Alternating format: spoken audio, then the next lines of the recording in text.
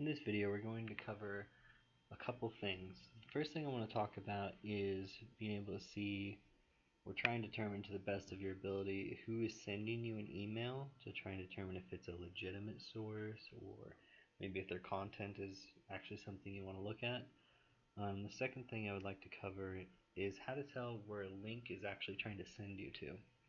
So, keeping that in mind, let's take a look at these emails here. So I've just created this account today. It's brand new, nothing in it but some automated stuff. So if we look here, Andy from Google sent me an email. You can see it says Andy from Google, and that's his email address.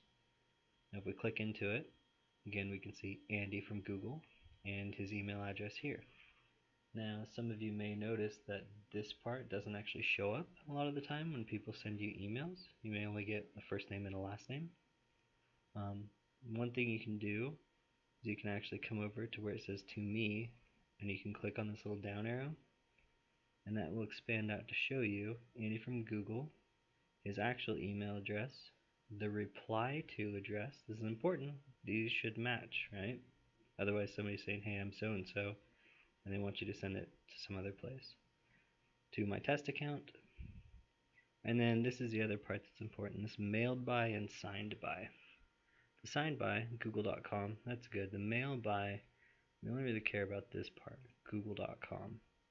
The rest of this is what's called subdomains, and that's more of stuff that you don't need to worry about. But based on these few instances here inside of Gmail, we can see that, of course, Andy from Google sent us this automated message. Now if we go back here, you can see my Brad test account 1 has been named Bob Dole.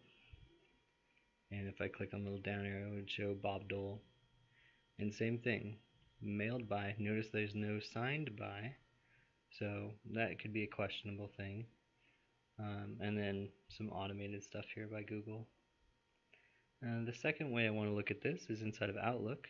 So if we go inside of Outlook and we just focus on this pane right here, we can see, hey, Bob Dole sent us a test email. Okay.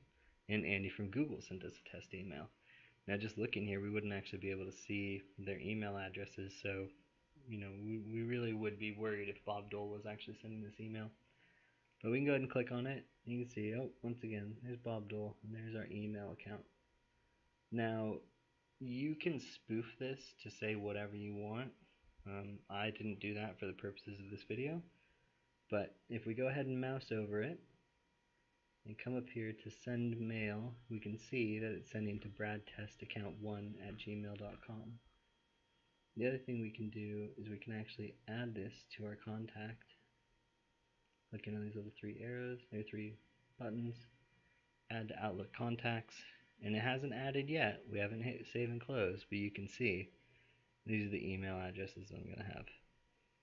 Similarly, if we go down to Andy from Google, click on him, and then it expands out, we can see andy-no-reply@google.com. So that covers the first part.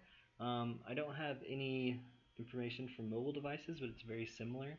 On iPhone and Android, you can actually click on the person's name, and it will pull up an option for either view details or view contact cards, something along those lines. And you would just click it, and it would expand out to show you their real info. Alright, and then going back to the second thing I wanted to cover, links. So, we can see here that these are links, and they just say Android and iOS. They're not sending us to iOS.com or Android.com, but if we put our mouse over them, and we look down here on the bottom left, it actually expands out and gives us the URL. It's kind of shortened in Chrome, but you can see google.com/. So that's probably okay. Same thing with this guy.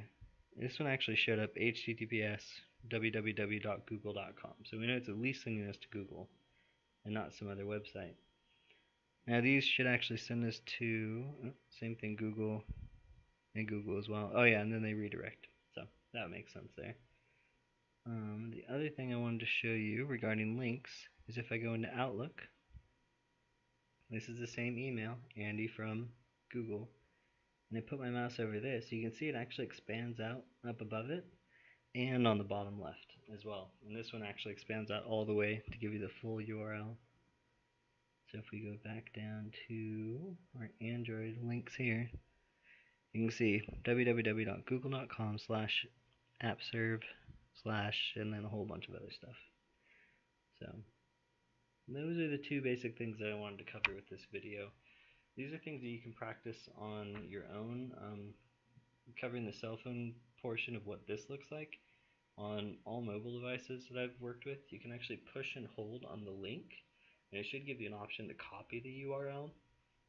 And so then you can actually paste it into like a text message or into a document viewer, something like that, and you can read where it's trying to send you or where it would try and send you. We'll try and get another video up later specifically for mobile devices. That does it.